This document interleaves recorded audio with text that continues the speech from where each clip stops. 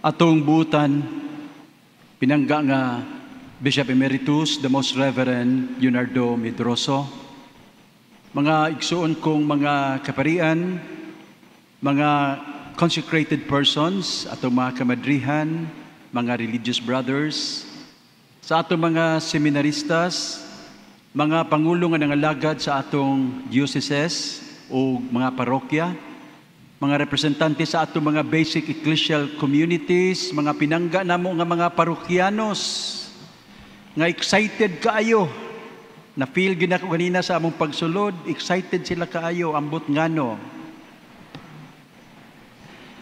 Mga igsoon ko diha ni Kristo, usa ka gwapong pari, gingadlag Padre Ado, ang gipaadto sa ospital kay dunay masakiton nga magpahilog. Didto naabtan ni Padre Ado ang pasyente nga murag okay raman. Apan sa pagduol ni Padre Ado, ang pasyente kalit lang mikirig. Naglisod og ginhawa. Misinyas ang pasyente og nangayog papel og ballpen. Diha siya gisulat. Unya gitunol niya kang Padre Ado og namatay. Sa funeral mass, si Padre Ado po'y ilang gipamisa. Sa pagsugod na niya gwali, nahinumdum si Padre Ado sa papel nga gitunol sa namatay, nga diha pa sa iyang bulsa. Ug ingnan ni Ado ang mga nanimba. Sawa pa namatay ning ato igsuon, gibinlan ko niyag note. Ato lang ning basahon, kay basig na siya'y importante nga mensahe nato. Ug tuod man, gibasa ni Padre Ado ang note. Gisulat didto, Padre, sibog diha kay ang hose sa akong oxygen imong gitumban.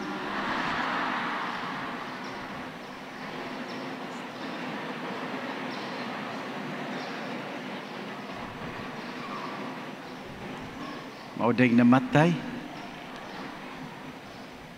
Ang Christmas talagsaon tungod kay kausa lamang kini sa ulogon matag tuig. Talagsaon sab kay dunay duha ka mahitabo nga dili nato masaksihan sa ubang mga misa. Una, ang pagbag-o sa panumpa sa mga kaparian. Ug ikaduha, ang pagbalaan sa mga ulyo.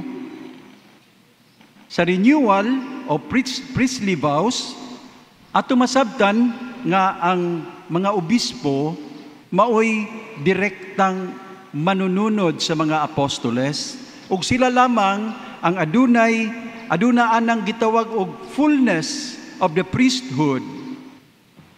Tungod ani, sila lamang ang adunay gahom nga mag-ordina og mga pari ug mga diakono. Sa dihang giorden mi sa pagkapari, nanumpa mi nga magpuyo og simple nga kinabuhi, nga dili maminyo ug nga magpabiling masinugtanon sa among obispo. By the way, karong adlaw sumad sa akong ordinasyon sa pagkapari.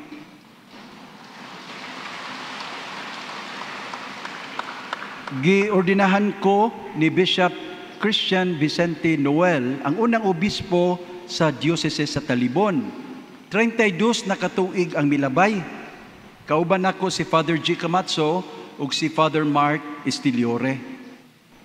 Sulod ning misa karon, ang mga kaparian nato daghana nila magbag-o sa ilang mga panumpa sa pagapari.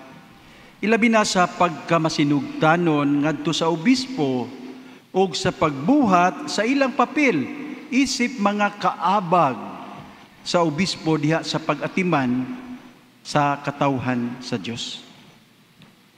Tukma sab kaayo kay unyang gabi ako isip ilang obispo muhatag nila sa ilang bag-ong appointments nga mahimong epektibo sa Hunyo 2 niining tuiga. Di gyud ni sila mobalibad Kay ako mas lang ingnon, bag-o pa gani mo nag-renew sa inyong vow of obedience.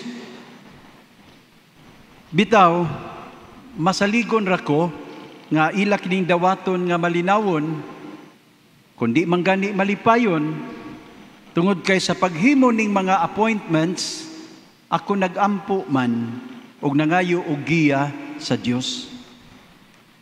Kadaghanan sa ato mga pari, muingon ako kung asa ko makatabang bishop, adto ko ibutang. Pagkanindot, no? We are so blessed to have this priest in our diocese. Mahimo ba ato silang pakpakan?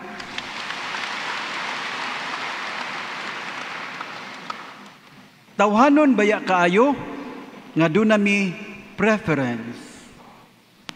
Doon na kami gusto nga assignment.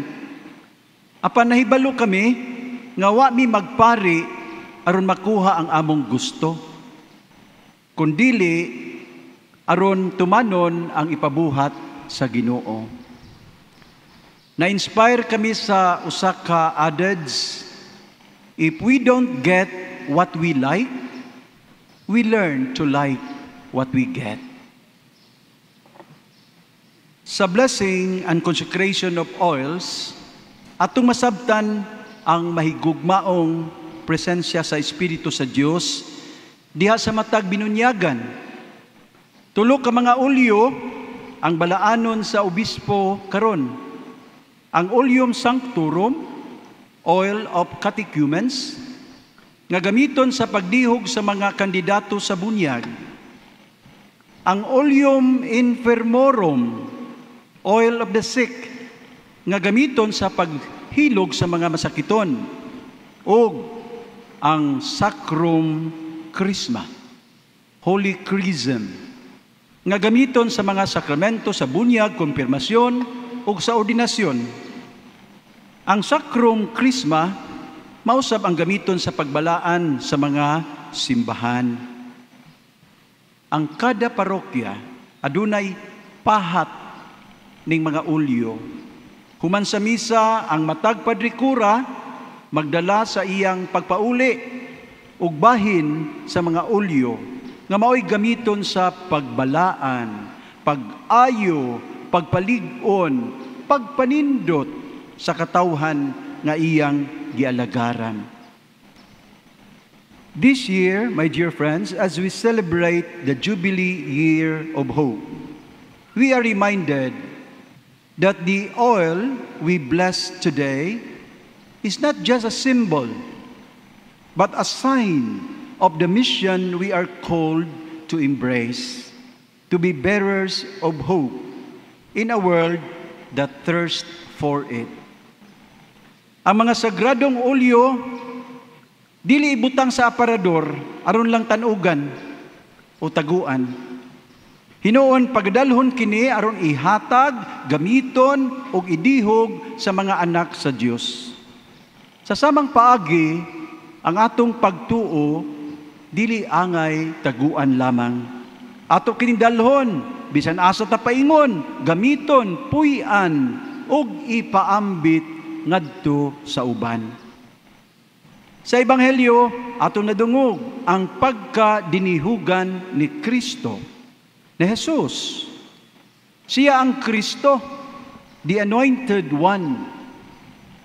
Ang Kristo, dili apelyido ni Jesus, kundi iyang titulo, isip piniling manluluwas, dinihugang anak sa Diyos.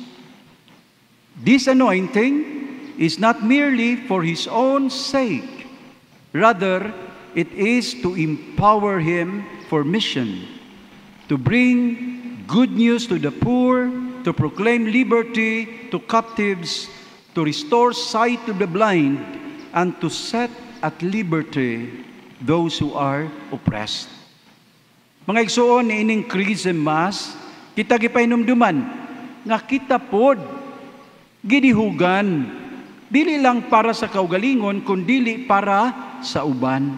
Nahimot ang gagmay nga Kristo, nga gidihugan aron magdala og kahayag og kalami sa kalibutan. Hinumduman nato niha, wa ta dihugi matud pa sa unang pagbasa aron magbuhat og dautan. Wa ta dihugi aron magmarites. Wa ta dihugi aron manaot og laing tao. Wa ta dihugi aron mamakak o magtumutumo. Wa ta dihugi aron mamalit o mamaligya og boto. Wa ta dihugi aron mangurakot o magpahimulos sa mga kabus. No. Gidihugan ta aron mahimong sumusunod ni Kristo diha sa paghigugma o paghatag sa kaugalingon alang sa kayuhan sa tanan. Mga igsuon, ang tubig, ang tuig sa yubileo. Magpainumdum nato nga kita mga magpapanaw sa paglaom, pilgrims of hope. Si Kristo mao ang atong bugtong paglaom. Ning panahon sa kagubot o kalibog, usahay bation tagkaluya o kahadlok. Apan, ang mga pulong ni San Pablo, magdasig nato, if God is with us, who can be against us? Romans 8 verse 31. Wala ta mag-inusara. In fact, Pope Francis is calling us to embrace a synodal way of living, to walk together as a church that listens, discerns, and responds to God's will. Synodality calls us to recognize that we are not alone in our journey of faith. Kana maglakaw ta ba? Nga dunay kauban. Di ba? Mas malig-on ta, mas maisog ta, o mas ma-inspired ta. Just as the oils we bless tonight are distinct, yet united in purpose, so also are we called to embrace our differences and to work together for the common good. Ang pari sa akong istorya sa sinugdanan, nagdala og ulyo ngadto sa masakiton. Ug miuli siya, nga nagtuo nga kinabuhi ang iyang nahatag. Apan sa kaulahian, nasayra niya, nga dili kinabuhi, kundi kamatayon ang iyang gidala. Mga igsoon, magbantay gyud ta ha, nga sa pagbuhat nato sa atong papel, isip obispo, pari, madre, laygo, nga nagsangyaw kang Kristo, kinabuhi, mao'y atong mahatag sa uban. Atong buhion, o atimanon, dili apikihon, o labaw na nga dili patyon, ang iyang panon.